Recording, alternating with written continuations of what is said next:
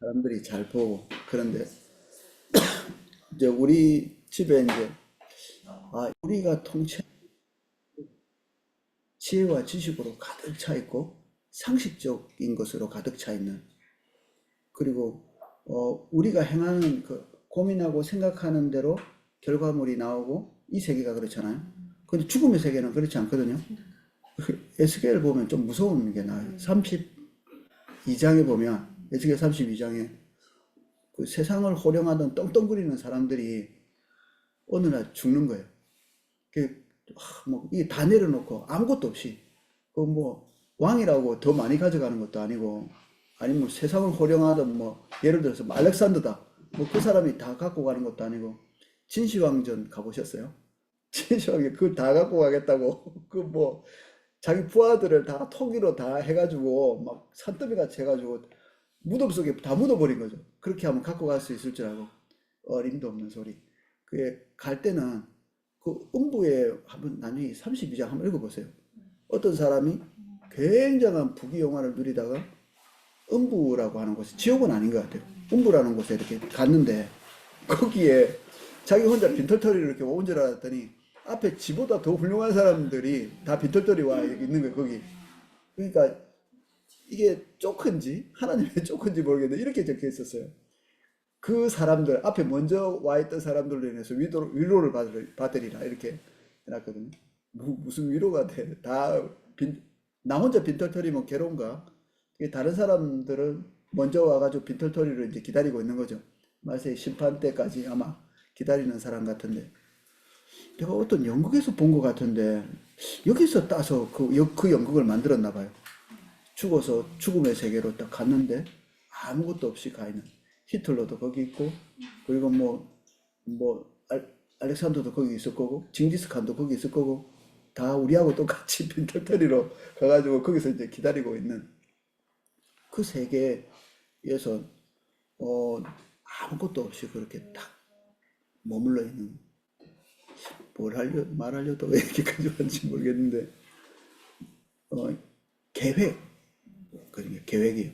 계획을 세우고 추진하고 결과물을 내는 것. 솔로몬이 이게 이 세상의 특권이라 그랬거든요. 어떤 계획하지 않은 것들이 펑펑 터지고 요행이 터지고 그리고 반전이 일어나고 이런 것보다, 계획한 것들이 우리가 땀을 막 투자해가지고 그 결실이 딱 나는, 우리 기도 많이 해가지고 아이들이 갑자기 막 정신이 돌아가지고 하나님의 사람이 되고 막 이런 게 아니라, 우리가 어떻게 하고 있죠? 성도들이 돈 엄청 내가지고 헌금해가지고 그 선생님들이 진짜 막 말 안 듣는 놈들 다 이렇게 열심히 해가지고 가르쳐가지고 그 울고 땀 흘리고 이렇게 하면서 애들을 10년, 20년 키워내가지고 하나님의 사람으로 딱 만드는 거잖아요. 반전은 없다. 그렇게 하면 하나님의 사람이 길러지는 거고, 그냥 우리가 나태하고 어떻게든 되겠지 하고 이러면 이제 리더는 없는 거죠. 그냥 우리 다 같이 이렇게 쑥 몰락해 나가는 거예요. 이제 하나님이 우리에게 땀의 기쁨을 주는, 헛수고가 없는 게 은혜 같아요. 우리가 땀 흘리고 투자한 것에 대한 헛수고가 없는, 반전보다는. 반전이 있는 게 좋으세요? 죽으라고 일했는데 아무것도 없는 반전.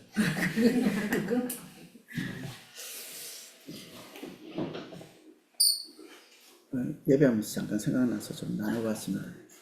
그래서 계획을 열심히 하십시오. 살아있는 동안. 그리고 열심히 기도하고 그 이루어지도록 분투하고, 반드시 그 계획은 주님으로부터 의미가 있는 계획이어야 되죠. 안 그러면 우리가 그것까지 다 이루어놓고 나서도 의미가 없을 수도 있으니까. 그리스도의 직분, 우리 29장입니다. 이거 우리 많이 설교 들어가지고 좀 아는 내용이기도 합니다. 근데 이제 조금 우리가 살펴보면 다른 면이 또 보이기도 합니다.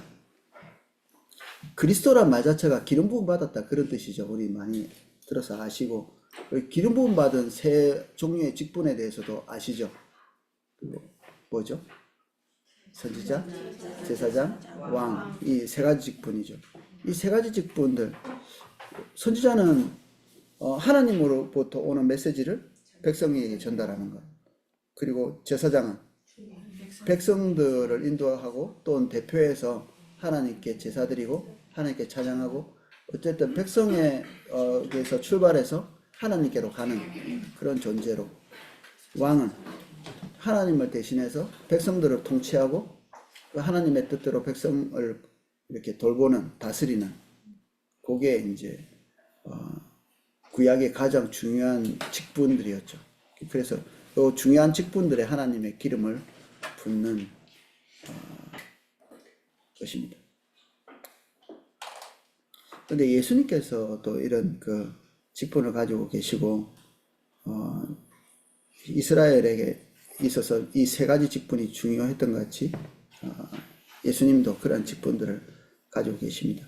선지자로서 하나님을 계시하시고 하나님의 말씀을 우리에게 전해주시는, 그리고 제사장으로서 우리를 대신해서 하나님께 제사드리고 자신이 친히 제물이 되시고 왕으로서 교회와 우주를 다스리시는, 우주를 다스리시는 것은 우리 저번 시간에 같이 좀 이렇게 나눴는데 승천하시고 난 다음에 권세와 권위를 가지고 우주를 다스리고 계신다.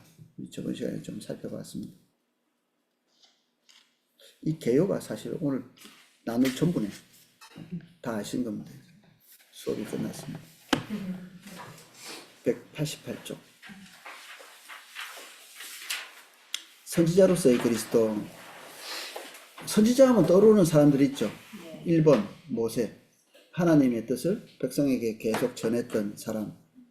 그리고 또 다른 선지자, 하나님의 뜻을 전하고 난 다음에 문서화시켜 놨기 때문에 오늘도 우리는 하나님의 뜻을 살펴볼 수 있는 거죠. 모세가 모세오경이라고 하는 이 책을 남겨서 하나님과 하나님의 백성들 사이에 일어났던 일들, 하나님의 말씀, 그리고 모세의 당부, 이런 것들이 고스란히 이렇게 다 남아 있습니다. 형식은 굉장히 여러 가지 형식으로 우리 성경에 대해서 살펴보면서도 그런 걸 좀 나눴죠. 그 불러진 대로 쓴 것이 하나님의 말씀을 전달한 것이 아니라 이게 유기적 가마, 하나님께서 선지자의 경험들을 통해 가지고 바른 시각을 갖게 하고 그래서 하나님의 백성에게 그것을 전달하게 하는, 그래서 하나님께서 일일이 불러주는 기계적인 방법으로 전달하시지 않죠. 그래서 이 선지자는 하나님의 심정을 공감할 수 있는 경험을 꼭 하게 됩니다. 근데 때로는 아주 혹독한 경험을 하기도 하죠. 자기 아내가 죽는다든지, 그리고 신체적으로 굉장히 고통스러운 과정을 겪는다든지, 또는 호세아 같이 굉장히 가슴 쓰린 그런 경험들을 하게 되는, 그런 것들을 경험해야 되는 이유는 하나님의 마음을 고스란히 전달하기 위해서 경험을 하는 거죠. 이런 것들은 풀러줘서 아는 게 아니죠. 이게 유기적인 감화를 통해 가지고 딱 그대로 하나님의 백성들에게 하나님의 것을 전달할 수 있는, 이게 되게 입체적입니다. 우리가 생각하는 것처럼 하나님의 뜻을 백성들에게 전달한다고 이게 나불나불 해가지고 정보만 전달할 수 있는 게 아닌 거죠. 선지자라는 직분이 만만하지 않다. 이게 쉬운 게 아니다. 기도사역도 좀 비슷한 것 같아요. 어느 정도 하나님의 말씀을 전달하는 거잖아요. 근데 그것을 하는 과정에서 꼭 하나님의 어떤 심정들을 공감하지 않으면 거의 오해의 소지가 되게 많습니다. 하나님의 음성을 들었는데 전달하는 과정에서 충분하지 않게 전달하는 경우도 있고, 그래서 저는 이제 그룹으로 같이 기도하는 걸 즐겨하는 거거든요. 왜냐하면 나는 이렇게 부분적인 것밖에 못 보는데 다른 사람도 부분적인 걸 보거든요. 그러니까 혼자 기도하는 것보다는 기도사역을 이렇게 한 10명씩 이렇게 모여서 하면 훨씬 더 하나님의 입체적인 뜻을 다 전달할 수 있는 거죠. 복음서도 하나만 있는 게 아니라 4개나 있죠. 다 각자의 방향에서 하나의 사건, 예수 그리스도께서 이 땅에 오셔서 행하신 구속사역을 입체적으로 이렇게 볼 수 있도록 하는 게, 그래야 충분하다고 하나님께서 판단하셔서 그렇게 하는 거죠. 우리도 비슷해요. 그래서 오이코스 같은 데서 기도사역을 하는 것은 굉장히 유익한 일입니다. 혼자 은밀하게 누군가를 찾아가서 기도사역 받는 것은 제가 볼 때는 덜 안전하다. 될 수 있으면 많은 사람이 모여있는 곳에서 노출된 환경에서 같이 기도사역하고 뜻을 분별하고 그래서 오이코스가 얼마나 소중한지 몰라요. 여기서 어떤 기도 사역을 받았을 때 누군가가 해석을 하고 때로는 오류를 지적해 주기도 하고 이렇게 하면서 정리를 할 수 있고 또 오이코스에서 해결되지 않는 것은 또 위에서 이 어떤 질서를 통해 가지고 검증받을 수 있는 통로가 되잖아요. 이런 구조로 이렇게 돼 있어서 이게 오이코스는 안전한 겁니다. 요 안에 딱 있기 때문에. 그래서 뭐 어떤 특별한 신령한 사람보다는 입체적으로 안전망이 딱 갖춰져 있는 이게 너무 좋죠. 선지자들은 구약의 선지자들은 특별히 이제 그렇게 여러 사람이 같이 할 수 있는 것은 아니었고 한 사람 그 기름 부은 사람을 통해 가지고 하나님의 뜻을 전달하는데 그 전달하는 것은 아주 이렇게 표면적인 것은 아니었고 굉장히 입체적인 경험을 통해서 전달된 것이다. 그래서 선지자 중에 인생을 정말 호락호락하게 산 사람은 없었다고 볼 수 있습니다. 모세 이후에 다른 선지자들도 와서 말씀을 전하고 그게 말씀의 성문화되어 있죠. 성문화됐기 때문에 우리가 지금 볼 수 있는 거고 그렇습니다. 그런데 이게 모세도 언뜻 그런 말을 했고 그리고 다른 선지자들도 얘기를 하면서 우리 말고 다른 어떤 선지자가 올 것이라는 걸 예언했는데 그게 메시아죠. 예수 그리스도. 또 다른 메시아, 또 다른 그 선지자가 오게 될 것이다. 밑에 조그마한 글자를 한번 읽어보겠습니다. 내 하나님 여호와께서 너희 중에 내 형제 중에서 나와 같은 선지자 하나를 너를 위하여 일으키시리니 나와 같다는 것은 하나님 뜻을 전달해주는 그런 직임을 가지고 있는 존재가 올 것이다. 그런 사람 많이 왔죠.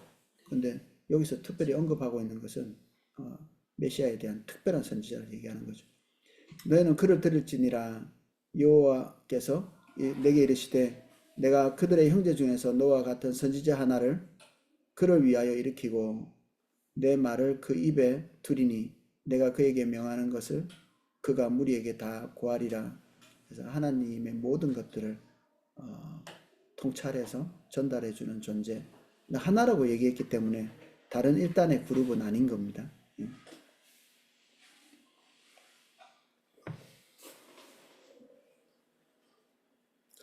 예수님이 선지자로 이렇게 통칭되지만 다른 선지자와는 좀 다르죠. 다른 선지자들은 하나님의 뜻을 전달하는 전달자죠. 입체적으로 전할지라도 결국 자기 거는 아니잖아요.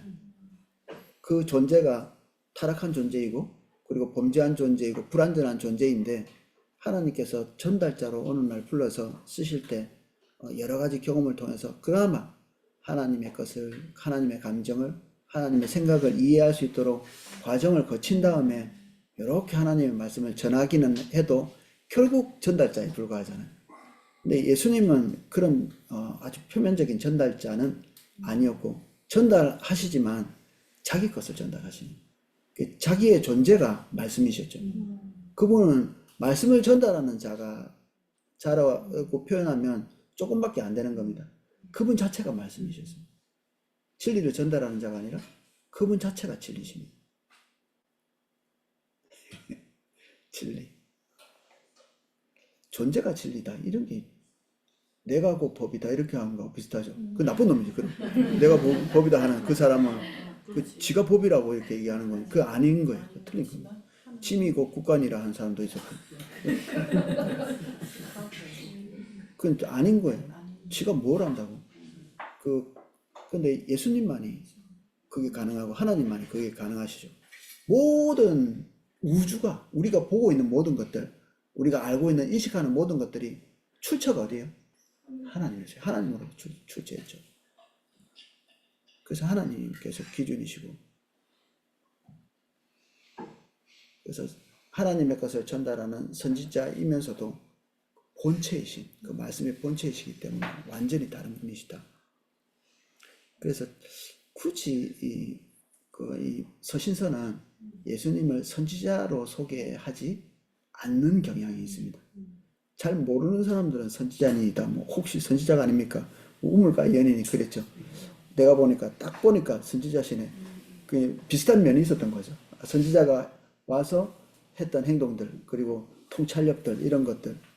그리고 눈뜬 우리 장님이 그는 내가 볼 때는 선지자다 이렇게 얘기했거든요. 조금 아는 거죠. 근데 예수님의 정체에 대해서 충분히 통찰하지는 못했던 것 같고, 그래서 예수님에 대해서 이렇게 적극적으로 소개해야 될 입장에 있는 이 서신서에는 이런 그 파편적인 어떤 한 순간의 에피소드에서는 선지자라는 이름이 나오는데, 성경 자체가 이렇게 소개하는 예수님은 선지자로 소개를 잘 하지 않습니다.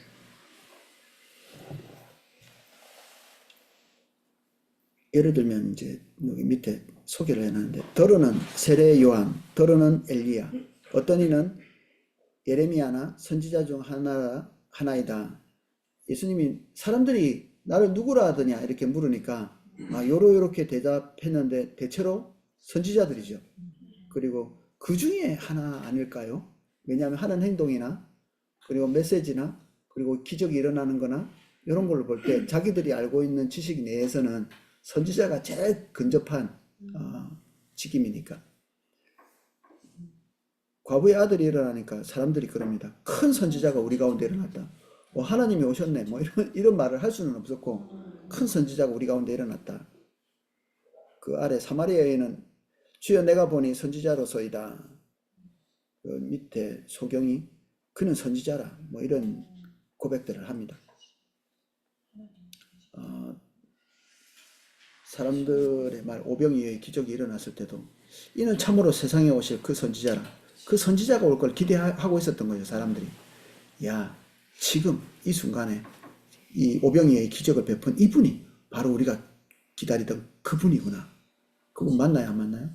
맞긴 맞는데 이해의 폭이 그렇게 넓지는 않았다 이렇게 볼 수 있습니다. 그럼에도 불구하고 서신서 자체가 예수님을 선지자로 부를 수 없었던 이유는 아까 말했던 그 이유 때문에 그렇습니다. 189쪽 맨 아랫단입니다. 신약 성경은 예수님을 선지자라고 부르는 것을 왜 꺼려했을까? 확실한 것은 예수님이 모세가 예언했던 선지자였지만 다음에 두 가지 면에서 그는 구약의 어떤 선지자들보다도 위대했기 때문이다. 차이가 확 나죠. 그러니까 같이 통칭을 할 수 없었던 겁니다. 1. 그는 구약의 모든 예언의 대상이었다.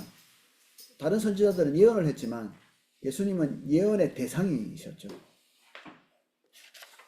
예수님께서 엠마오로 가는 두 제자들에게 막 구약의 것들을 막 풀어주시면서 결국 소개한 건 누구죠?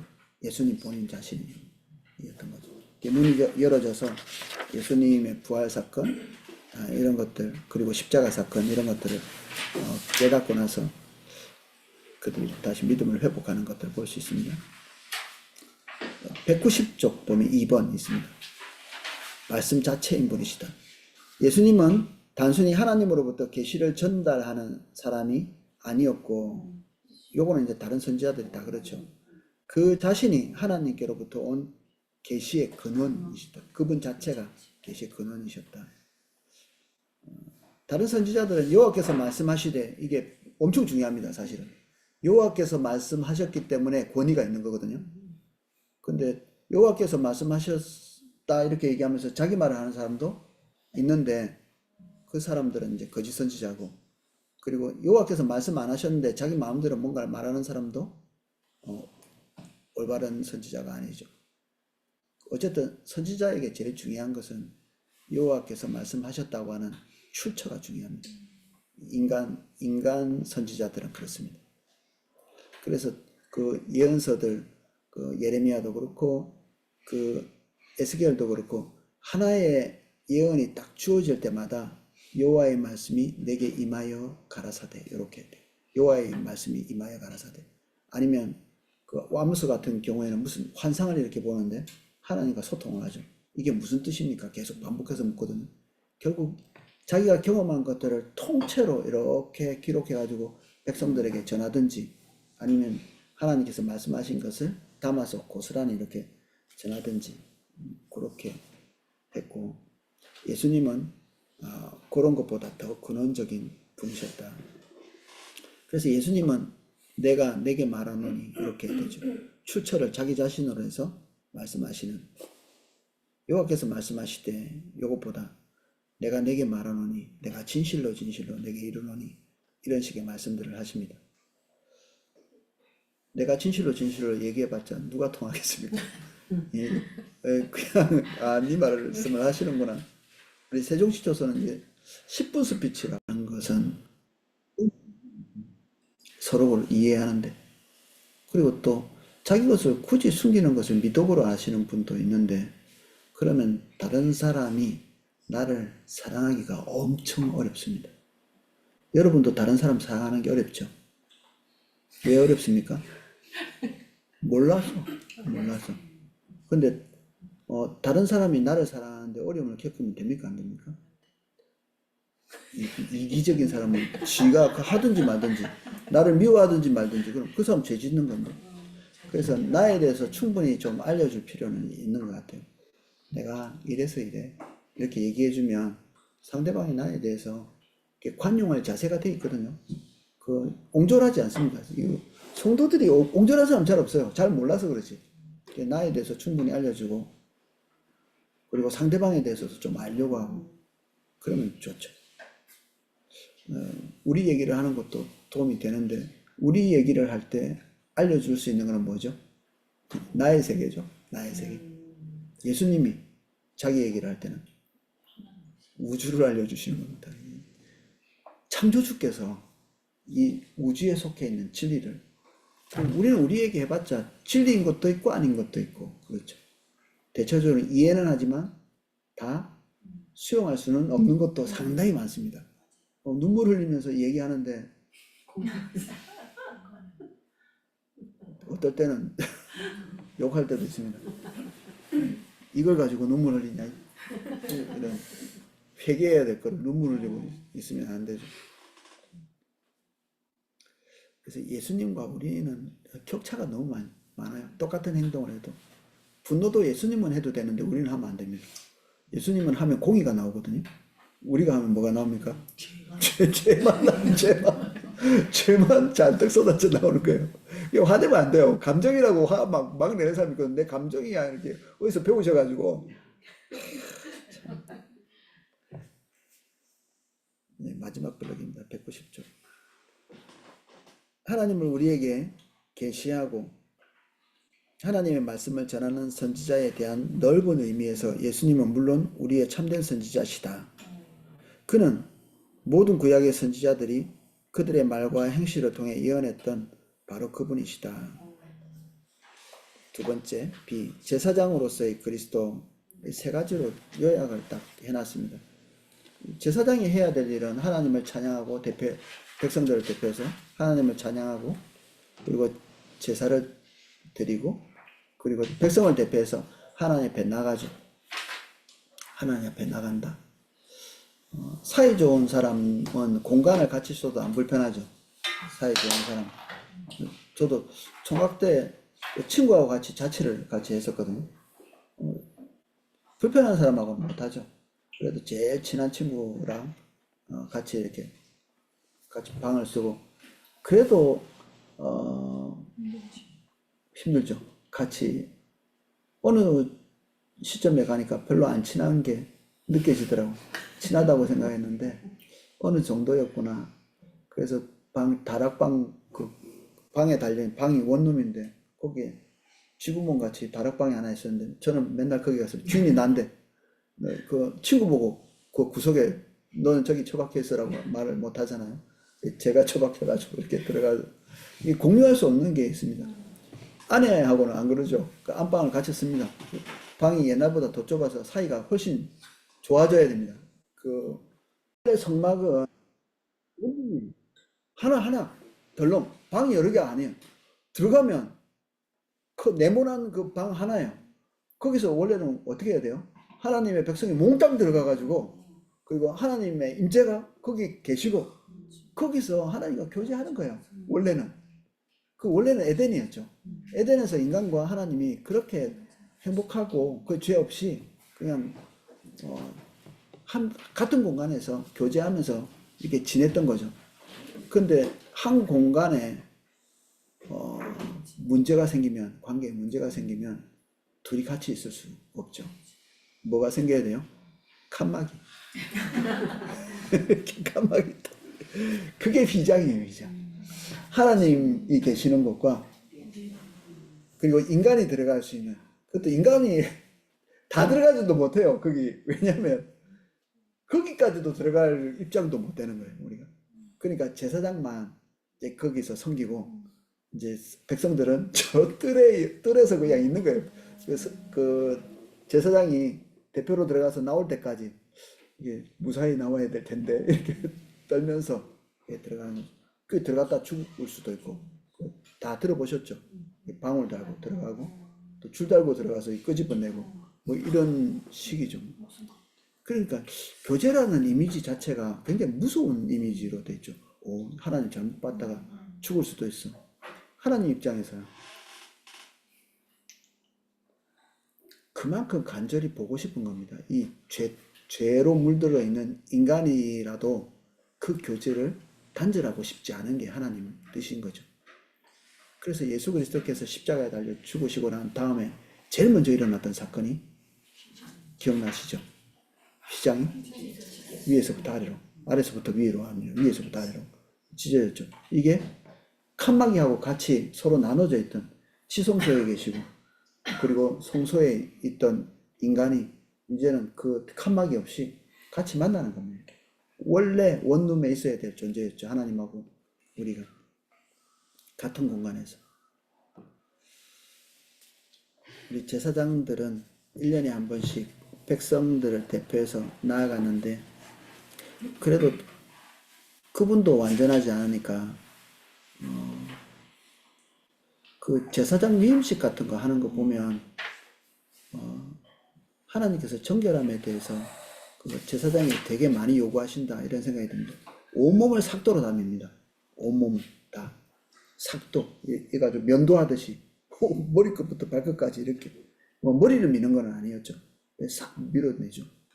이게 새롭게 하는 것처럼 칼로 다 이렇게 면도질을 하고 그리고 그것도 모자라니까 이제 귀, 손, 엄지, 발가락 피로 이렇게 바르죠. 하는 행동 하나하나, 걷는 걸음 하나하나 다 희생의 제사 없이는 하나님 앞에 설 수가 없는 존재. 그리고 소를 자기를 위해서 이렇게 희생의 제물로 이렇게 드리고 한 번 하면 됩니까? 나갈 때마다 그 짓을 해야 돼요. 나갈 때마다. 왜냐하면 불완전하기 때문에. 대표자로 나가면서도 자기를 위해서도 희생의 제사를 드리고 백성을 위한 희생의 제사는 또 따로 가지고 또 따로 가지고 가는 거예요. 이게 불완전하니까. 그리고 한 번 한다고 되는 게 아니라 매해 계속 똑같은 짓을 계속 해야 되는 거예요. 이게 불완전한 제사장이죠. 예수님은 안 그러셨다. 1번. 예수님께서는 죄를 위한 완전한 제물로 드리셨다. 그래서 제사가 따로 있고 제물이 따로 있고 제사장이 따로 있었죠.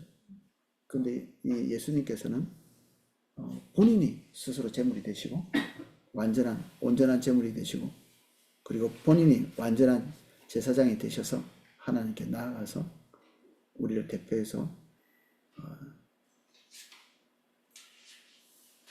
제사가 되셨습니다. 이는 황소와 염소의 피가 능히 죄를 없이 하지 못함이니라. 불완전했기 때문에. 밑에 이제 자기를 단번에 제사로 드려 죄를 없이 하시려고 세상 끝날에 나타나셨느니라. 조금 내려오면 한 4줄 정도 내려오면 그는 제물이시면서 동시에 제물을 드렸던 제사장이었다. 두 가지 역할을 동시에 하셨습니다. 그래서 그분이 지금 그 모든 것들 속죄를 다 이루셨기 때문에 그걸 반복하고 계시지 않는다고 우리가 배웠죠. 그때 완벽하게 모든 속죄를 이루셔서 우리를 하나님께 나아갈 수 있도록 해주셨습니다. 제사장은 백성들은 내버려 두고 본인이 나가서 대표자로 그냥 나가서 교제한 걸로 퉁쳐준 거죠. 백성들과 만난 것처럼. 나갈 때 여기 흉패라고 이렇게 있는데 여기에 보석이 12개 있습니다. 보석 12개가 이스라엘 백성 지파 전체를 상징해요.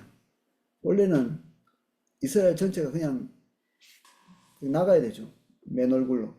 근데 그렇게 할 수 없는 거죠. 그래서 상징적인 옷을 입고 나가는 겁니다. 예수님은 그 제사장을 보고 백성 전체가 나온 걸로 인정해 주신 거죠. 너무 불완전하죠. 너무 불완전합니다. 우리 자식들이 셋 있는데 내 앞에 못 나오고 항상 엄마를 등에 업고 이렇게 나온다고 생각해 보십시오. 우리 와이프가 나한테 와가지고 첫째가 이렇게 얘기했고 둘째가 이렇게 얘기했고 셋째 이러면 이제 뭐라 편할란가? 직접 얘기를 해야지. 와서 같이 대면하고 이 구약 시대 전체가 이 교제를 하는데 너무 이렇게 답답하고 한정적이고 완전하지 않고 그러죠. 이거라도 없으면 안 되는데 엄마라도 해줘야지 완전히 너무 멀었다면 엄마라도 소통해줘야 되는데 불완전한 거죠. 그게. 우리 집은 안 그렇습니다. 비유로 드느라고. 2번. 근데 우리는 하나님께 직접 나갈 수 있다는 게 엄청나게 큰 거죠. 감격스러우신가요? 예배 때마다? 내가 감히 하나님께 직면할 수 있다니, 찬양할 수 있다니.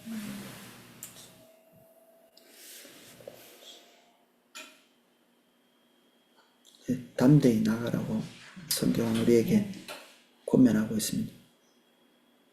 2번. 예수님께서는 지속적으로 우리를 하나님께로 가까이 나가게 해주신다. 계속해서 나가시기도 하지만 우리가 직접 하나님을 대면할 수 있도록 만들어 주셨습니다. 옛날에 군대에서 하나님이 저희 친구도 되십니다 이러니까 우리 4개월 정도 고참이 있었거든요. 11개월. 전 6월 군번이었고 그 사람이 11개월 군번. 나보다 높았죠. 이게 더 먼저 온 거예요. 돌멩이로 나를 때렸어요. 이렇게 자기가 생각할 때 하나님은 엄청나게 높은데 자기도 못 가는데 네가 뭔데? 그런 생각을 하나 봐. 불신자들. 우리가 하나님을 직면한다는 사실 자체를 우리는 사실 그 불신자보다 더 너무 심상하게 생각할 수도 있어요. 그 사람은 하나님께 나가는 것 자체를 비록 이제 나쁜 놈이 나는 싫어했지 그 사람 나 때렸으니까. 근데 지금 생각해 보면 야 하나님의 존재를 진짜 크신 하나님으로 생각을 하고 있나 보다. 지금 예수 믿었을까 모르겠어요. 그 제대할 때까지 예수님 안 믿었거든요 그 사람. 근데 우리는 너무 이게 쉬운 생각을 가지고 이렇게 예배당에 오지 않나 싶어요. 이게 결코 쉬운 건 아니었는데 대가가 넘치게 치루어졌기 때문에 된 건데. 192쪽 첫 번째 줄 맨 마지막 줄 글자가 시작됩니다. 우리가 이 소망이 있는 것은 영혼의 닷 같아서 탁 견고히 딱 닷은 움직이지 않도록 하는 거죠. 튼튼하고 견고하여 휘장 안에 가나니 그리로 앞서가신 예수께서 멜기세덱 반차를 쫓아 영원히 대제사장이 되어 우리를 위해 들어가셨느니라. 예수님께서 먼저 들어가셔서 길을 열어서 우리에게 자격을 주시고 우리가 예수님을 뒤로 따라 들어가서 하나님을 직면하고 대면할 수 있는 거죠. 이게 유대인들에게는 쉬운 문제가 아니었기 때문에 하나님을 직면한다. 이게 유대인들에게는 상상할 수 없는 문제였거든요. 그리고 예수님이 뭔데? 유다 지파가 어떻게 제사장도 안 될 텐데 제사장은 항상 레위 지파에서 나와야 되는데 예수님은 유다의 지파인데 어떻게 제사장이 될 수 있는가? 그런 거를 일일이 설명했어요. 히브리서에. 그래서 예수님은 레위 지파를 계통을 따라서 오신 제사장이 아니라 멜기세덱 계통을 따라서 하나님의 특별한 계통을 따라서 오신 대제사장이라서 육신적인 계통을 따라 온 제사장과 비교할 수 없이 완전한 하나님의 제사장이다 이렇게 얘기하면서 우리가 그것을 기반으로 해서 하나님께 담대히 나아갈 수 있다 그런 설명을 하고 있습니다. 그래서 휘장이 찢어진 사건을 설명하고 있고요. 이 조그만한 글자가 우리가 원룸에서 하나님과 살게 됐다 그런 걸 얘기하고 있습니다. 그러므로 형제들아 우리가 예수의 피를 힘입어 성소에 들어갈 담력을 얻었나니 그 길은 우리를 위하여 휘장 가운데로 열어 놓으신 새롭고 산 길이요 휘장은 곧 저의 육체니라. 또 하나님의 집 다스리는 큰 제사장이 계심에 참마음과 온전한 믿음으로 하나님께 나아가자. 예수님께서는 우리가 하나님께 나아갈 수 있는 길을 여심으로 우리로 하여금 두려움 없이 확신과 온전한 믿음을 가지고 하나님께 나아갈 수 있게 해주셨다. 예배 드리러 나가면서 내가 이번 주에 전도도 3명이나 했고 큐티도 잘했고 이렇게 담대히 나가시면 됩니까? 예, 그런 걸로는 안 되는 겁니다. 그래서 저도 종종 경험하지만 제 진탕 지은 날, 큐티 안 한 날 예배가 너무 잘 되는 거예요. 그래서 이게 아이러니하지 왜 이렇지 도대체?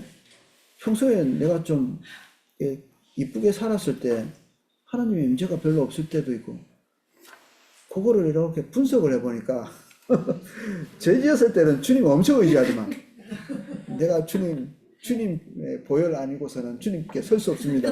뭐 이렇게 나아가는데 좀 이쁘게 살았을 때는 뭐 이렇게 그냥 하나님의 임재가 별로 없는 거예요. 지금은 이제 그거를 알게 됐고 지금 그렇게는 하지 않습니다. 이게 항상 느낍니다. 하나님 앞에 나갈 수 없었지. 내가 큐티 뭐 일주일에 한 번도 안 빠져먹어봤자 그게 뭐야 도대체. 하나님 앞에 전도 3명 그게 뭔데. 아무 자격도 만들어내지 못하는 온전하지도 않은. 세 번째, 제사장으로서 예수님은 우리를 위해서 계속 기도하신다. 계속? 우리를 위해서? 계속? 그 바쁜 일을 끊임없이 하나님이시니까 가능하신 거죠. 어떤 분은 그럴 리가 있나? 그냥 대표성으로 이렇게 나아가 계시니까 우리가 그냥 예수님께서 하나님께 우리를 대표하는 걸로 상징적으로 이렇게 그렇게 말씀하신 거 아닐까? 여기 보면 마지막 제출 192쪽에 요거에 대한 논란이죠. 그러므로 자기를 힘입어 하나님께 나아가는 자들을 온전히 구원하실 수 있으니 이는 그가 항상 살아서 저희를 위하여 간구하십니다. 우리를 위해서 계속 간구하신다는 이 말이 진짜 개별적으로 이렇게 우리를 위해서 간구하신다는 그런 말일까? 이게 잘 안 믿어지는 사람들이 있는 거죠. 그래서 요거는 아마도 실제적 기도를 한다기보다는 예수님께서 우리를 위해서 대속하시니 이렇게 앞에 서셔서 대속하는 그 행위를 의미하는 것, 대표성에 대한 이야기가 아닐까 그렇게 하는데 그거를 밑에서 좀 반박하고 있습니다. 이 구한다, 간구한다 이런 단어에 대한 해석을 하면서 이거는 누군가에게 구체적인 요청을 할 때 쓰는 단어로 이렇게 설명하고 있거든요. 그래서 결론은 그렇습니다. 이 193쪽 첫 번째, 두 번째, 세 번째 블럭 정리를 딱 하고 있습니다. 모두 예수님께서 우리를 위해 하나님 앞에 구체적인 간구와 청원을 하시기 위해 하나님 앞에 거하고 계심을 강조한다고 결론을 내릴 수 있다. 이게 상징적인 어떤 표현이 아니라 진짜 실제로 우리를 위해서 간구하고 계신다. 저도 이 내용을 보면서 곰곰이 생각해 봤거든요. 맨날 하나님이 나를 위해서 간구하고 계시나? 그런 표정이 뭐지? 나한테 맨날 좋은 일만 있나 그러면? 이상하게 나락으로 빠지고 뭐 아까 그 200만 원 사건 그런 것도 지금 일어나고 할렐루야 간증했는데 나중에 반전으로 뒤집어 가지고 창피한 그런 일들도 있는데 그 가만히 생각해 봤는데 이렇더라고. 반전이 없을 때 하나님께서 우리의 삶을 너무나 성실하게 유지하고 있는 그 어느 날 제가 아내한테 그런 얘기를 했거든요. 아내가 나보고 청소도 안 하고 뭐 이런 얘기를 하길래 네, 제가 그 얘기를 했죠.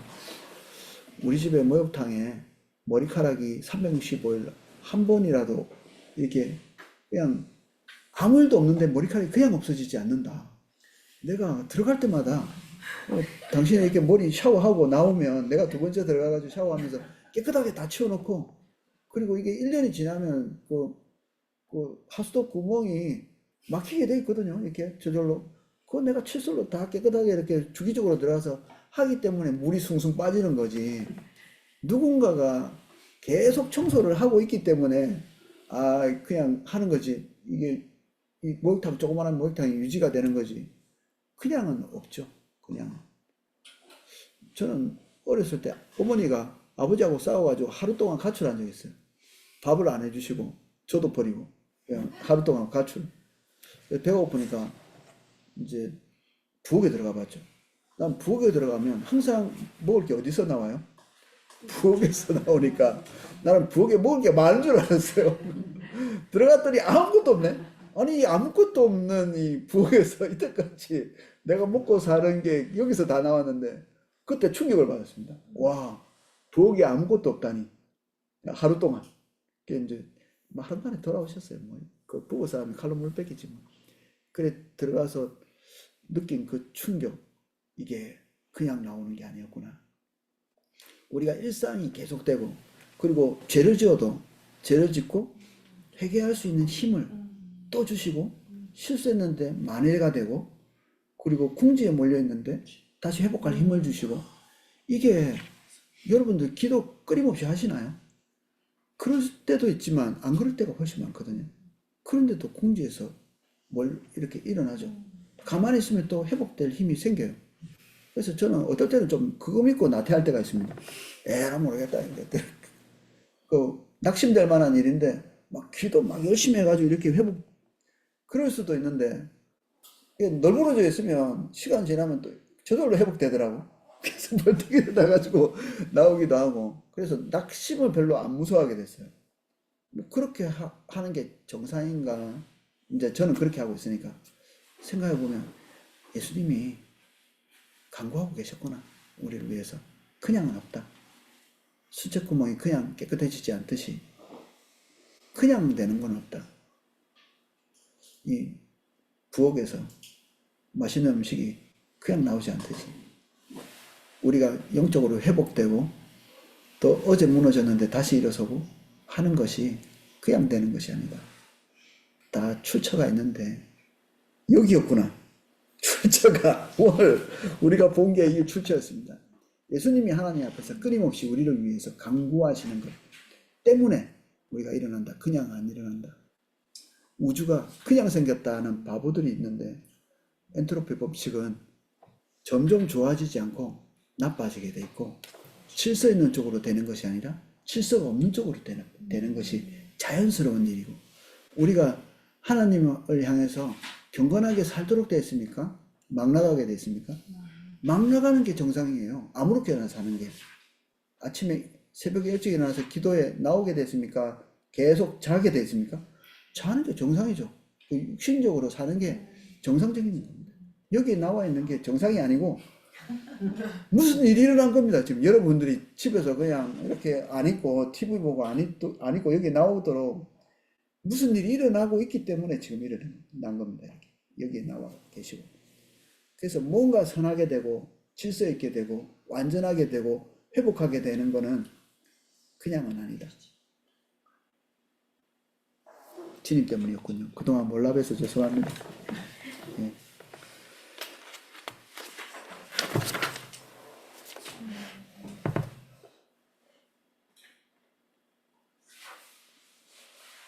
예수님이 사람이기만 하셨으면 우리의 대표자밖에는 될 수 없었겠죠.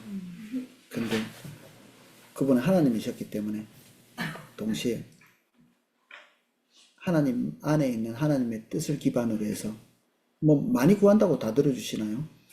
그럼 뭐 우리가 엄청난 존재가 돼 있을 텐데 예수님이야말로 하나님의 뜻대로 무언가를 구하실 수 있는 분이시기 때문에 우리를 위해서 간구하십니다. 끊임없이. 하나님 뜻대로 구할 수 있는 게 우리도 성령님 때문에 가능하죠. 주의 뜻대로 무엇을 구할 수 있는 존재죠.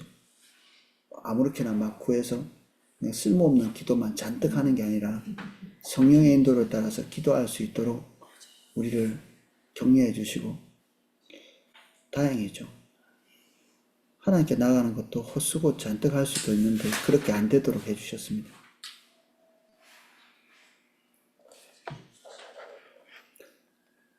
(194쪽) 첫 번째, 두 번째, 세 번째 블록. 그러므로 예수님은 온 우주에서 영원토록 완전한 인간이요 하나님으로서 모든 하늘 위에 영원히 존귀하게 된 제사장이 될 수 있는 유일한 분이시다. 밑에 조그마한 글자. 우리가 기도 생활에 태만할 때조차도 24시간 우리가 기도하면 좋겠지만 그렇게 안 되죠. 그리스도께서 우리를 위해 기도하신다는 것은 위로가 된다. 그는 우리의 마음에 없고 기도 중에 포함시키지도 않은 영적인 필요를 위해서도 하나님께 기도하시며 우리가 의식하지도 못하는 위험으로부터 보호하시고 우리가 알지도 못하지만 우리를 위협하는 원수로부터 우리를 보호하는 기도를 하신다. 그는 우리의 믿음이 사라지지 않고 결국에는 승리할 수 있기 위해서도 또한 기도하고 계신다.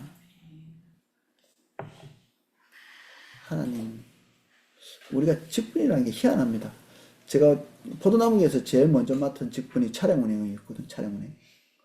화요 모임 때 차량 운행하고 주일날 차량 운행하고 그래서 한 수년, 10년 가까이 이렇게 한 것 같아요. 아, 10년? 5년? 5년쯤 했나 보다. 5년쯤.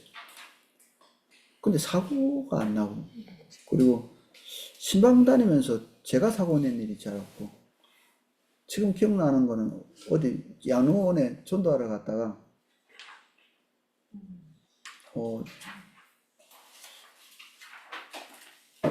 전도하는 과정에서 그 사람이 나를 막 공격하더라고요. 그때 기도하고 갔는데 왜 그랬는지 모르겠어요. 그때 영적 공격이 있었던 것 같아요. 그때 제가 약간 정신적으로 흔들렸던 것 같아요. 그래서 차를 빼고 오면서 별것도 아니었는데 차 범퍼가 툭 떨어지더라고요. 이제 이런 거 이제 기억나는 게 그거밖에 없을 정도로 사고 없이 1년에 졸음운전 엄청 하고 고속도로에서 오이코스 12시에 마치면 그때부터 구로에서 운전해서 내려가지고 이렇게 세종시까지 내려오는 이거를 거의 1년 가까이 매주 오이코스를 이렇게 구로까지 가서 세종시에서 이렇게 하고 내려오는 그렇게 했는데 사고가 안 났다. 남들이 와가지고 박은 적은 몇 번 있습니다. 네. 전적인 그분의 잘못으로. 그런 것들은 기적이죠. 그래서 제가 누군가 차량 운행을 하루 맡겼는데 맡긴 그날 문짝을 박살내서 오셨더라고요. 그때 깜짝 놀랐습니다. 야, 하루 하는데 사고 날 확률이 이렇게 있나? 하루. 나는 이때 몇 년 동안 사고 한 번도 안 났는데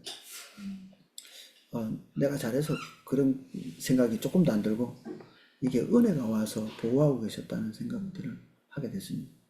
하루 만에 목사님 화내시고 왜 그 책임 없는 사람한테 맡겨가지고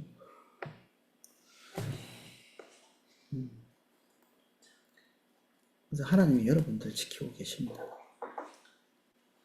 멀쩡하게 살아가고 있다는 것 자체.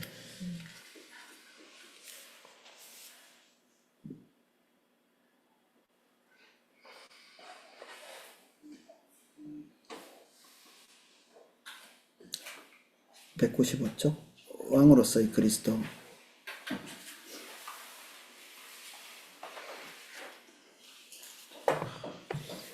원래는 왕이 없었죠. 왕의 필요성이 없었습니다. 그럼 왕이 없으면 어떻게 돌아가는가? 우리는 왕이 꼭 있어야 될 것 같은데 필요한가요? 왕이? 누군가 통치자가 있다는 게 없으면 안 되나요? 통치자가? 이스라엘 백성들은 왕이 없이 어떻게 살았을까요? 제사장들이 그리고 레위인들이 하나님 말씀을 계속 가르치는 거예요. 요 규정대로 살아야 됩니다. 그래서 레위인들은 다른 지파는 다 자기들끼리 모여 살거든요. 레위 지파는 땅을 안 주시고 각 지파가 자기들끼리 레위 지파 살도록 어느 정도 땅을 내줘야 됩니다. 그럼 거기서 살면서 그 지파에서 하나님 말씀을 가르치고 그리고 제사를 집전하고 이런 일을 계속 했던 거죠. 그 레위인들이 열심히 가르치면 레위인들이 열심히 안 가르칠 수 없어요. 왜냐하면 열심히 안 가르치면 생계가 문제가 생겨요. 이스라엘 백성들이 타락해가지고 예배를 안 드리면 생존에 바로 타격이 오게 됐습니다. 야, 이 구조를 만들어놓은 게 기가 막히죠. 열심히 안 살 수 없는. 그래서 내가 너희의 분깃이다 이렇게 했지만 실제로는 하나님께서 톡톡 던져주는 게 아니고 이스라엘 백성들이 하나님 중심적으로 돼서 예배하러 올 때 그들이 가져오는 예물의 그 일정 부분들을 그들이 생활비로 쓰는 거였거든요. 그러니까 이게 그들의 생존과 이스라엘이 딱 이렇게 결탁되어 있는 거죠.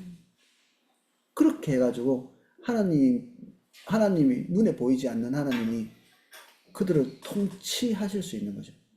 이게 내 뜻이다 이렇게 얘기하면 이스라엘 백성들이 그 뜻대로 하려고 규정을 이렇게 하는 거죠. 누구만 필요하느냐? 하나님의 말씀을 가르칠 자와 하나님의 말씀대로 했는지 안 했는지를 분간할 수 있는 재판장만 필요한 겁니다. 재판장은 누가예요? 그 지파에 나이 많은 분들이 인생을 좀 오래 산 분들이 말씀을 많이 아는 분들이 저 성문 앞에 앉아가지고 할아버지들이 모여가지고 이렇게 거기 앉아 있으면 글이 나오는 거예요. 그래서 얘가 나 이게 염소 한 마리 가져가 놓고 안 줍니다. 이러면 이제 가가지고 율법의 규정대로 판단해 주는 거죠. 그 외에는 아무것도 없어요. 하나님의 말씀을 가르치는 자, 법을 가르치는 자와 그 법대로 했는지 안 했는지를 보는 그 사람들, 그 외에는 통치자가 없어요. 그냥 자기 대로 사는 거예요. 그러면 전쟁 나면 어떻게 해요? 그제서야 야 전쟁 났단다고 이렇게 모아서 뭐 들고 폭행이 들고 뭐 이런 거 몽둥이 들고 이렇게 가는 거죠. 적들은 훈련된 군인들이에요. 훈련된 군인들하고 뭐 곡괭이 들고 나가서 되겠습니까? 안 되죠. 근데 하나님이 뭐라고 하시냐면 전쟁은 여호와께서 했다 이렇게 얘기하는 겁니다. 그걸 믿으면 계속 그렇게 살 수 있는 거고, 그게 안 믿어지면 왕을 주소서 하는 겁니다. 왕을 주소서. 그래서 왕이 필요합니다. 하나님이 왕이신데 인간 왕이 필요한 이유는 신뢰할 수 없는 거죠. 그들이 원하는 장소, 항상 거기 그 자리에 존재하는 군인을 거느리고 있는 존재가 필요한 겁니다. 그러니까 왕을 세우려고 할 때 하나님께서 경고하시죠.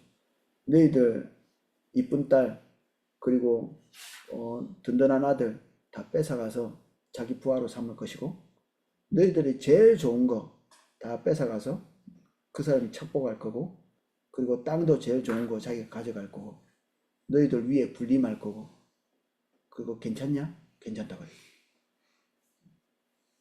이상하게 희생을 치르는 게 자기 욕심을 위해서는 무한정 치릅니다. 자기 생각을 위해서는. 하나님을 위해서 이런 거 하라고 하면 절대 안 할 텐데 그렇게 돼요. 그래서 그들이 왕을 세운 겁니다. 그 뒤에 사울이 행한 행동을 보면 폭군이었죠. 처음에는 괜찮았는데 갈수록 폭군이 됩니다. 이스라엘은 왕들 때문에 피눈물 나는 경험들을 많이 하죠. 그래도 하나님께서 정치 구조가 그렇게 중요했던 것 같지는 않아요. 그래? 왕정? 그러면 너희들이 그 왕정 안에서도 하나님을 따라올 수 있는 방법을 내가 가르쳐 주마. 첫 번째, 왕은 말을 많이 두지 마. 군사를 의지하지 말고, 은금을 많이 두지 말고, 그리고 부인을 많이 두지 마라. 그리고 율법책을 등사해가지고 부지런히 읽어라. 하나님 뜻이 뭔지. 그러면 하나님께서 다스리는 것처럼 할 수 있어. 그래서 궁극적으로는 하나님께서 왕이신데 왕을 세워진 이 사람이 그것만 잘 지키면. 다윗이 조금 했어요. 이렇게 말도 많이 안 두었어요. 말 잡으면 발에 힘줄을 끊어버렸거든요. 은금도 뭐 있기는 있었는데 별로 이렇게 욕심 안 냈던 것 같아요. 부인은 조금 있었는데 뭐 조금도 있으면 안 되지만 조금 있었어요. 성경책도 열심히 읽었던 것 같아요. 흔적을 보면. 이 정도는 돼야 그래도 하나님의 뜻을 반영하고 뭔가를 할 수 있는 거죠. 이것에서 이탈하고 나면 이제 아무것도 안 되는 거죠. 그러니까 위험한 겁니다. 한 사람이 타락할 가능성이 많으니까 왕이 있다는 것 자체가 엄청나게 위험한 거죠. 주님 뜻대로 갈 확률보다 안 갈 확률이 월등히 높은 거죠.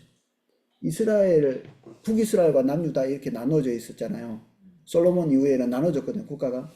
북이스라엘은 하나님 뜻대로 간 왕이 0이에요. 한 명도 없어.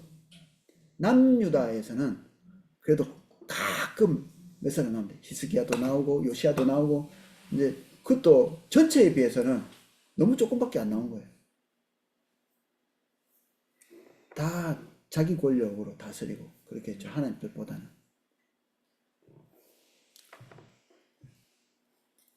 그래서 왕이 필요하긴 하지만 근본적으로는 하나님께서 왕이시기 때문에 안 된다. 그러면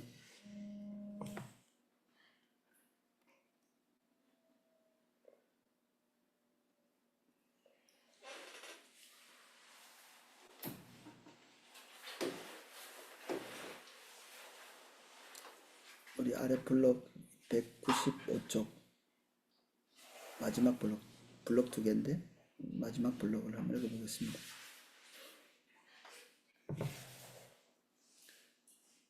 부활하신 후 성부 하나님께서는 예수님에게 교회와 우주를 다스릴 수 있는 훨씬 더 큰 권세를 주셨다.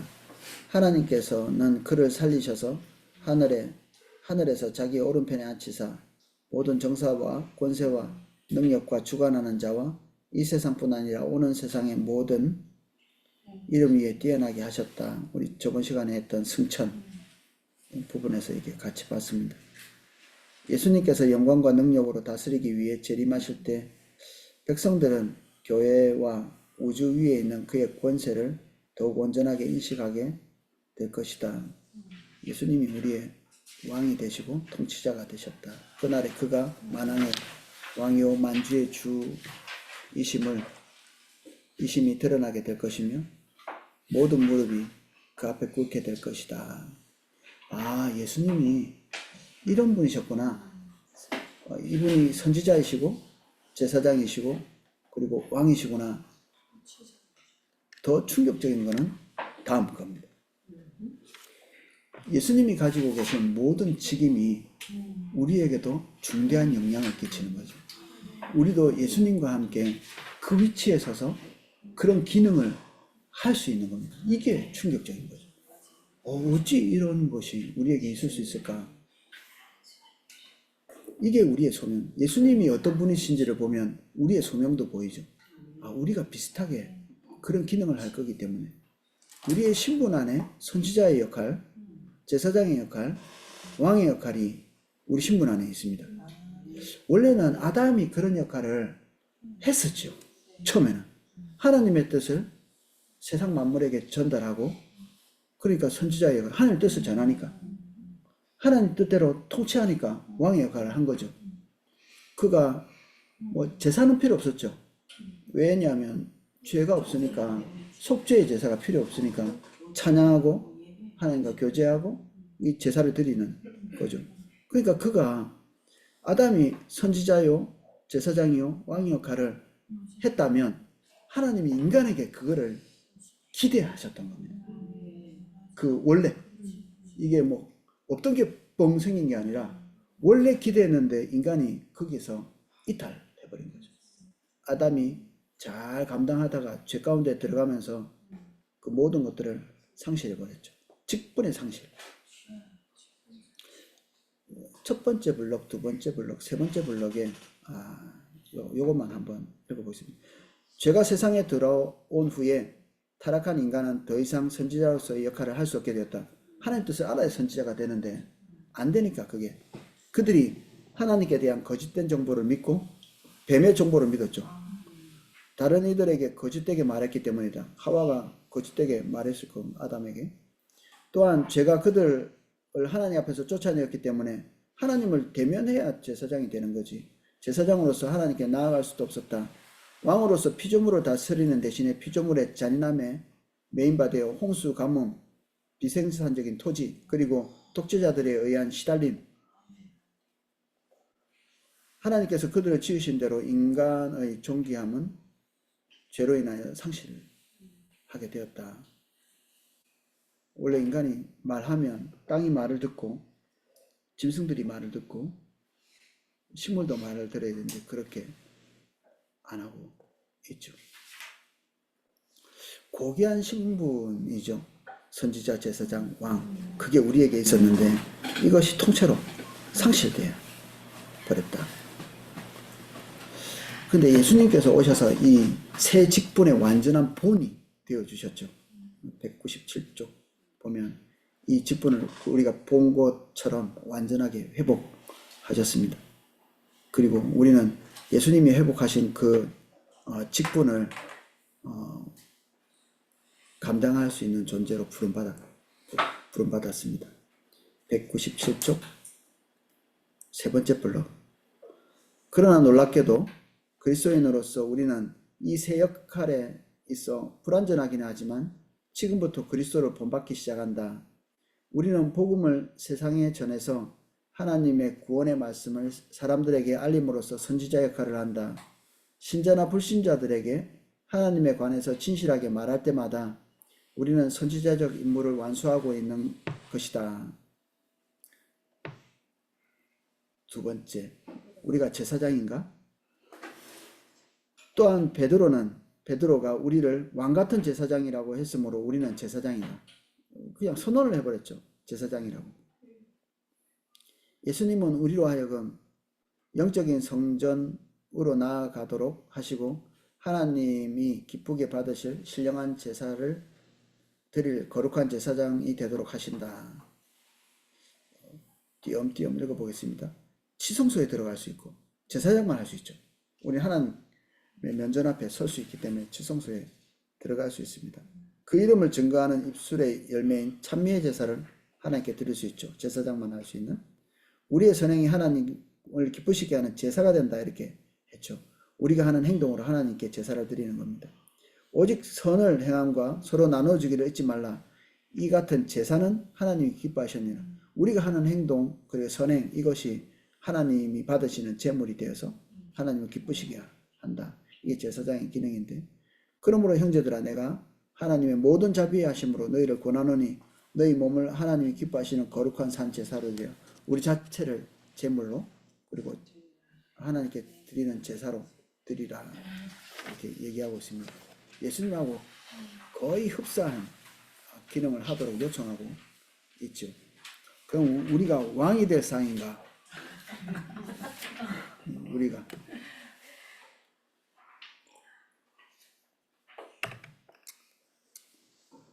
198쪽. 왜 왕에 대한 이미지가 나쁠까요, 우리가?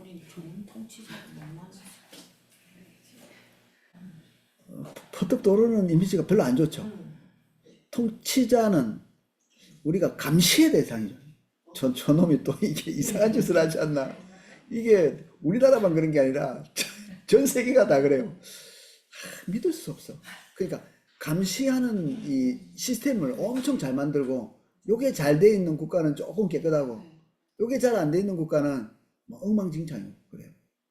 이게 그래서 부패가 많은 국가는 요 감시가 잘 안 돼, 이게. 그게 한 사람이나 일부 정당이나 요게 전체를 이렇게 딱 관장하고 있어가지고 옆에서 견제를 할 수 없도록 만들어 놓은 거죠. 우리나라가 만약에 이런 견제하는 곳이 없고 한 사람이 만약에 오랫동안 통치를 하면 처음에는 바르고 올바르게 가다가도 인간의 특성으로 인해서 이렇게 기울어지겠죠. 우리가 왕에 대해서 생각할 때 퍼뜩 좀 부정적인 생각들이 많이 나는 거는 그가 하나님이 왕이신데 그 왕된 역할에 대한 충분한 대리자의 역할을 할 수 없는 사람이기 때문에 그렇죠. 할 수 없는. 하나님은 독재할수록 깨끗하신 분이시죠. 하나님이랑 뭐가 섞이면 되나요, 안 되나요? 섞일수록 나쁘게 됩니다.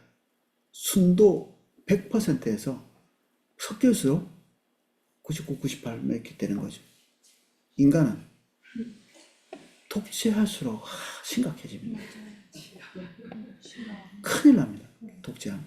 못하도록 해야 되네요. 못하도록. 아직도 왕정 있는 나라 있죠.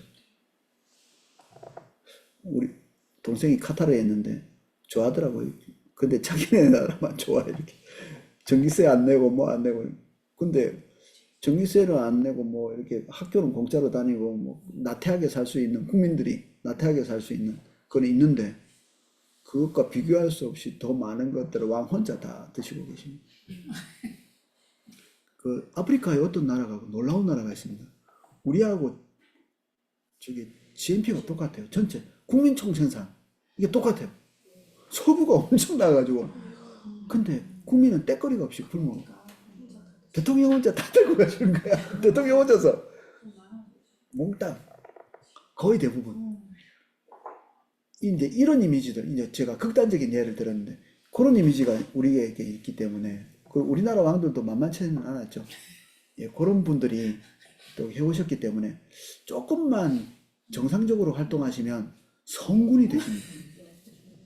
약간 이제 상식을 가지고 조금 이렇게 하신 분들은 거기다가 대왕이라고 이름도 붙이고 그 뜯어보면 이 왕이면 다 이렇게 해야 되는 거 아니야 싶기도 하고 그리고 딱히 다 잘했다고 볼 수도 없는데 그만만 해도 그냥 수용할 만하다. 그 정도만 해도. 왕에 대한 부정적인 이미지 이게 우리가 하나님을 바라보면서 왕에 대한 이미지를 떠올려야 되는데 세상의 왕들이 그렇지 못했기 때문에 우리는 거기에 대한 많은 부정적인 느낌들을 가지고 있습니다. 하나님의 통치를 그리워하는 세상이 복잡하고 어지러울수록 더 우리 안에 그리움이 있어야 됩니다. 하나님의 통치에 대한 그리움. 우리 나이도 많으신데 또 다른 기대를 하지 마십시오. 어떤 놈을 또 뽑을까 이렇게 그런 기대를 아예 하지 말고 기도를 많이 해야 돼요. 기도를 아무나 돼도 누가 되든지 간에 기도하라.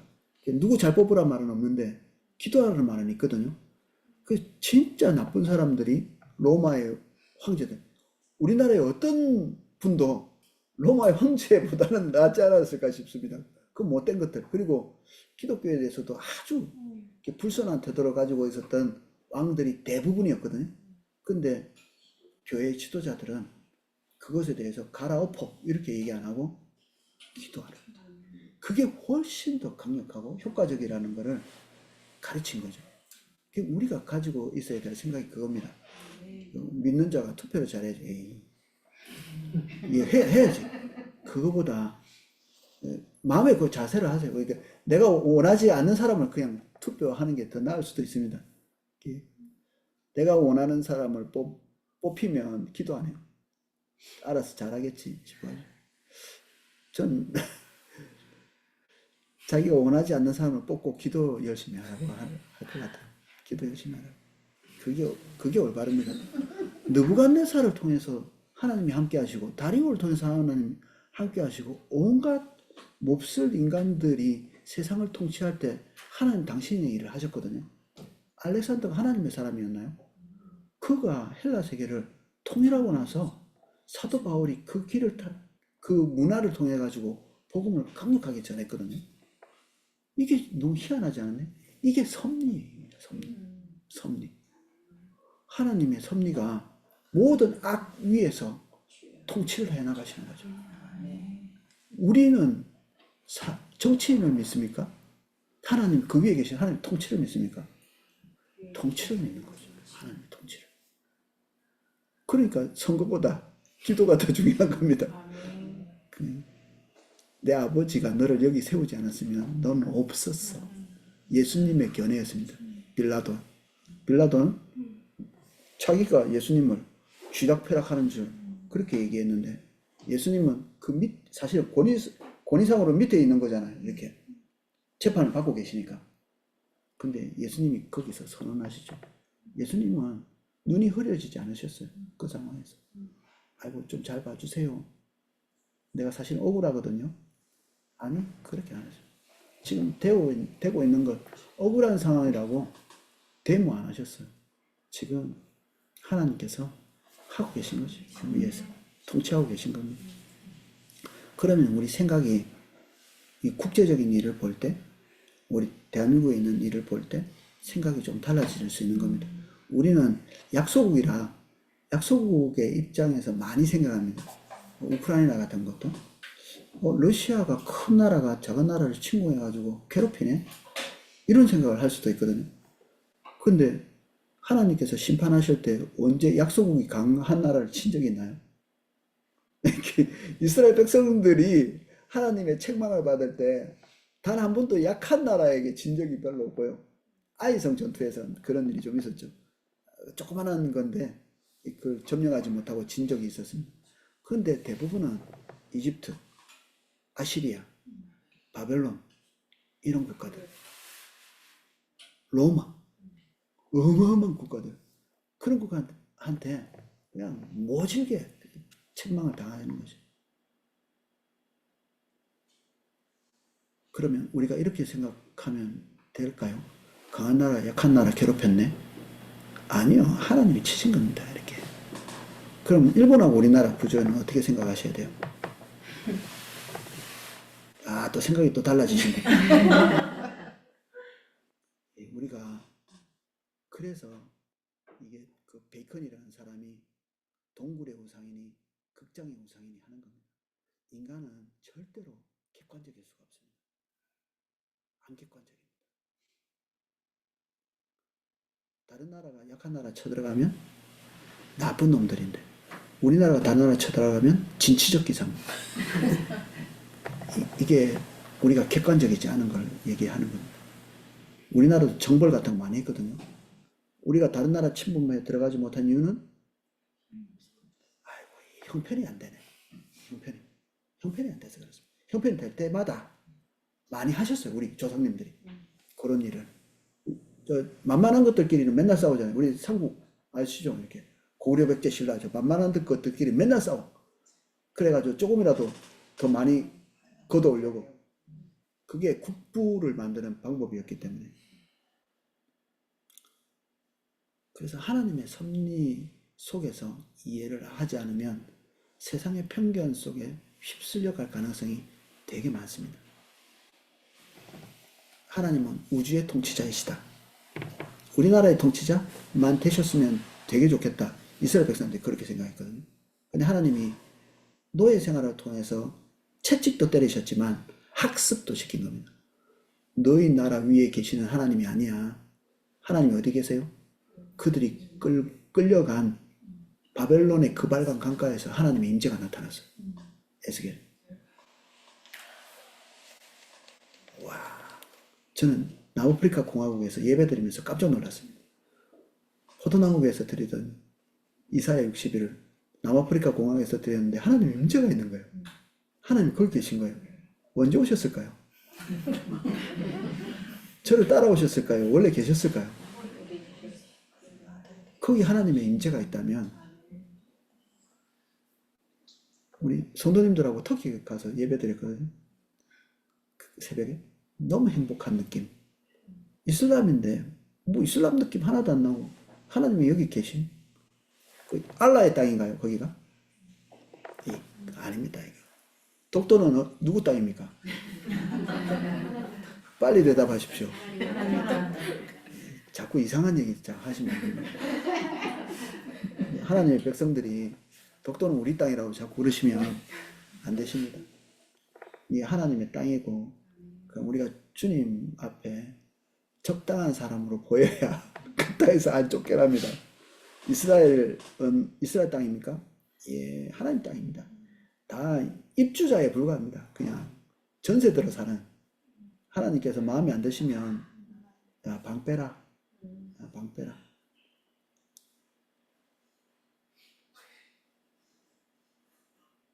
제가 방금 말한 것들을 주는 날까지 갖고 계시면 좋은데 아마 누구 나가시면서 금방 그래서 투표할 때 막 애들한테 야 2번 찍어라 3번 찍어라 4번 찍어라 이렇게 1번 찍어라 이렇게. 저는 기도하고 아무거나 찍어라. 그리고 하고 나서 기도 좀 해라. 그래도 기도는 안 하더라고. 오늘은 여기까지 살펴보겠습니다. 이거 기억하면 좋을 것 같아요. 선지자, 제사장, 왕, 우리가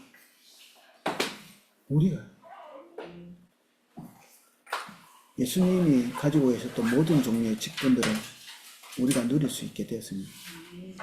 그러면 우리가 해야 될 소명도 거기서부터 나오죠. 잡담하다 보니까 다 못 읽었는데 요 D번은 그냥 집에서 무슨 선서를 하는 것처럼 요거 196쪽 자기가 입으로 한 10분 걸리거든요. 이렇게 읽어보십시오. 그게 여러분들의 소명이 될 겁니다. 아, 선지자 196쪽 D번 전체 이거 얼마 안 되거든요. 한 페이지, 두 페이지, 세 페이지인데 집에서 혼자서 이렇게 소리내서 이렇게 읽으면서 우리가 누구인지를 재확인하는. 주님, 세상의 어떤 손해도 우리가 받은 특권에 비해서 비교할 수 없는 가치입니다. 그래서 우리의 손해들이 아무것도 아니고 우리가 가지고 있는 그 이득들이 이미 우리가 받고 있는 이 이득에 비해서 아무것도 아닙니다. 더 높은 가치, 우리에게 주신 것들을 발견할 수 있게 해주셔서 감사합니다. 이것의 실체를 오늘 우리의 상황 속에서 발견할 수 있게 오늘날 발견할 수 있도록 은혜를 주십시오. 점차 다가올 완전한 것들을 그것을 미리 맛볼 수 있다고 우리가 반복해서 배우고 있습니다. 우리가 많이 기대하게 해주십시오. 많이 구하게 해주시고 많이 경험하게 해주십시오. 예수님 이름으로 기도합니다. 아멘.